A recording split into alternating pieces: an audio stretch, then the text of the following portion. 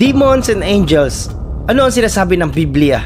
Humanda ka kasi ito ang nakasaad sa Bible. Matthew chapter 4 verse 11. Pagkatapos nito, iniwan na siya ng diablo. Dumating naman ang mga anghel ng Diyos at naglingkod sa kanya.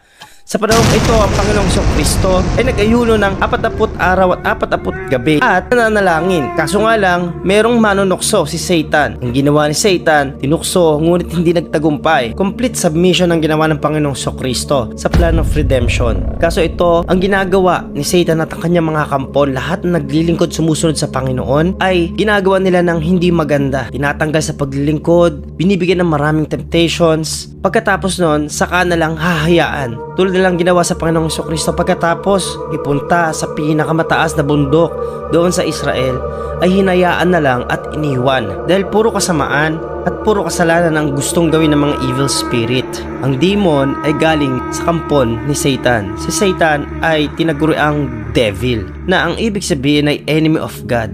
Siya mismo ang meron lang pangalan na devil kasi siya yung rumebelde o lumaban sa Panginoon. Ilan sa bahagi ng mga anghel ay sinama ni Lucifer nung siya po ay nagrebelde sa Panginoon. Ang evil spirit ay spirit being na unclean kung tawagin ng Bible. Mga demons, evil, mga unclean spirit na walang ginawa kundi sirain ang layunin ng Panginoon, pahirapan ng tao, at sila ay nakaka-penetrate o pumuposes sa tao. Mark chapter 5 verse 5, night and day among the tombs and on the mountains he was always crying out and cutting himself with stones. Tingnan niyong maigi ito. Merong isang tao na inaalihan ng masamang espiritu. Day and night, walang ginawa kundi pahirapan yung tao. At ito ang ginagawa, cutting himself with stones. Sobrang brutal at gustong sirain ng tao. Verse 6, and when he saw Jesus from afar, he ran and fell down before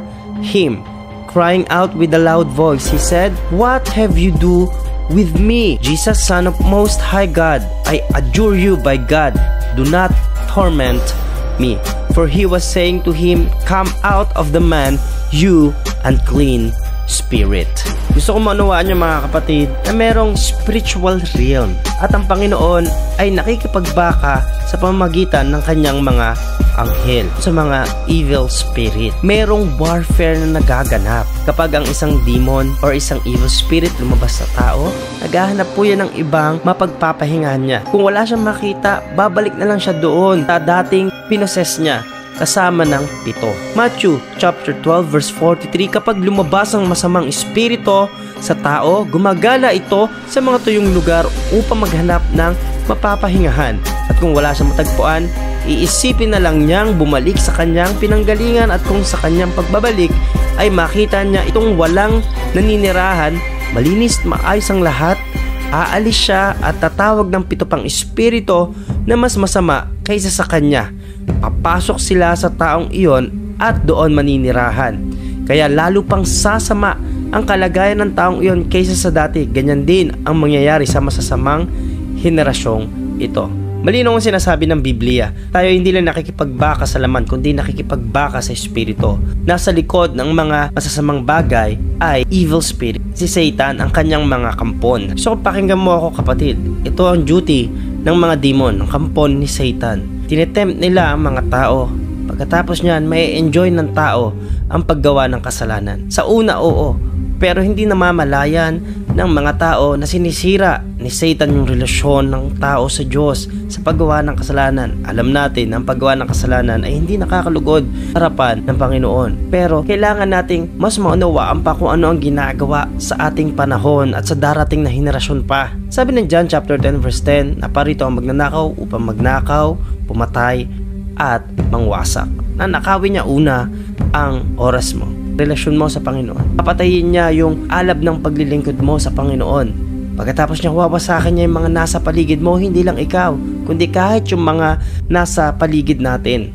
Gaya nangyari kay Judas. Ang nasa likod niyan si Satan. Gusto niya kasing hindi matuloy ang plan of redemption ng pagligtas ng Panginoong Kristo sa bawat tao. Gusto niyang patayin ang Panginoon bago ihang ang Panginoon sa krus ng Kalbaryo. Kaya nga po puro stripes ang inabot ni Jesus dahil sa pagkakanulo, kasi si Judas ay possessed ni Satan. Luke chapter 22 verse 3, Then Satan entered into Judas called Iscariot, who was of the number of the 12. Sa totoo lang, mas malalim na usapin ito. Nadidemonize ang tao ayon sa kanyang mga ginagawa. Finifeed niya sa kanyang soul, sa kanyang spirit, sa araw-araw niyang ginagawa. Kaya napoposes, kaya nakakagawa ng masama, kaya natetempt sa mga kasalanan. Ito ang agenda ni Satan kasama ng kanyang mga kampon. Tempt ang tao makapag-commit ng kasalanan. After makakommit ng kasalanan, hindi repentance ang gusto niyang i-feed sa'yo, kundi regret at sirain yung buhay mo. Kahit yung buong pagkatao mo, katulad ng ginawa niya kay Judas. Pagkatapos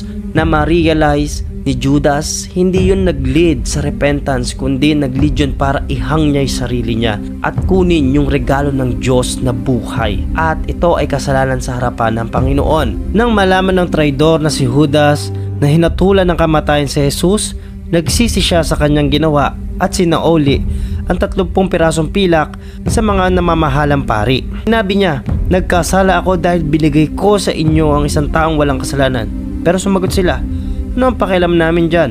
Problema mo na iyan. Tinapon ni Judas sa templo ang salapi, pagkatapos ay umalis siya at nagbigti. Sobrang linaw ng sinasabi ng Biblia na ang nasa likod ng lahat ng paggawa ng kasalanan, kaaway ng Diyos, si Satan at ang kanyang mga kampon. Pero tatandaan nyo po, kung kayo po ay naglilingkod kay Lord, tinanggap nyo si Jesus as your Lord and Savior, hindi makakapanahan sa inyo ang mga evil spirit. Tatahanan kayo ng banal na espiritu, even the angels of God guided you. Binigyan tayo ng Panginoon ng otoridad upang magpalayas ng mga masasamang espiritu.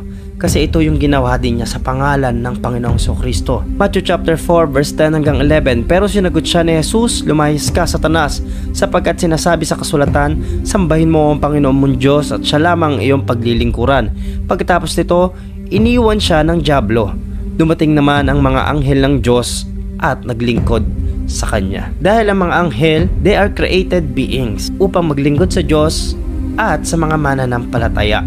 Angels are merely spirits sent to serve people who are going to be saved. Sa totoo lang, kung ang isang tao ay lingkod ng Panginoon, nagagamit ang buhay niya na naiyahayag ang salita ng Diyos, hahadlangan po talaga ng kaaway yan. Even sa mga prayers, sa mga revelation ng Panginoon, hahadlangan ni Satan para hindi makuha ng lingkod ng Panginoon. Gagawa si Satan ng lahat ng kaparaanan. Magpapadala siya ng mga demon spirit, demon death, para lang mapuksa yung lingkod ng Panginoon. Tatandaan nyo po, kasama ng Diyos ang mga mananampalataya, ang bawat disipulo. Naglilingkod sa Panginoon, ang mga tagasunod niya. Ito rin yung nangyari kasi kay Daniel, nung merong pinapaabot ang Panginoon na mensahe para sa darating na wakas. Pero hindi ako nakarating agad dahil sa loob ng 21 araw ay hinadlangan ako ng pinuno ng kaharian ng Persya. Mabuti na lang at tinulungan ako ni Mikael na pinuno ng mga anghel dahil ako lang ang nakipaglaban sa pinuno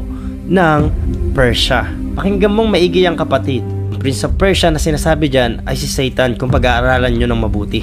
At si Mikael, the Archangel Michael ay na-mention. Totoo yung sinabi ni Daniel. Tinutulungan ng Panginoon ang kanyang mga lingkod. Generally speaking, lahat ng kaparaanan ay gagawin din ni Satan para lang hadlangan ang mga taong lumalapit sa Diyos. Even prayer, hadlangan niya. Hadlangan niya na ma-receive mo yung revelation ng Panginoon. At yung mga bagay na gustong mangyari sa iyo ng Panginoon, itetempt ka niya para mahulog ka sa pagkakasala at humiwalay ka sa Panginoon.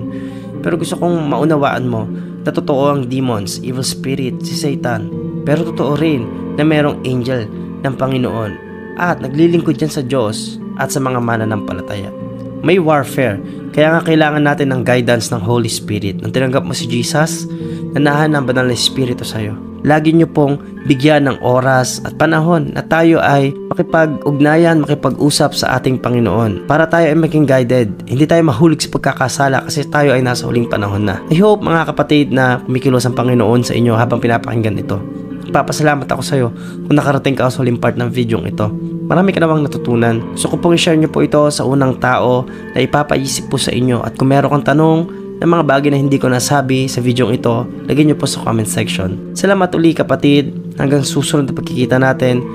Prayer ko sa iyo ay lalo kang lumago sa pananampalataya at maunawaan mo ang layunin mo sa mundong ito. Gabayan ka ng Panginoon habang nagpapatuloy. Ito po ang inyong lingkod, Pastor Gab Bueno. God bless po.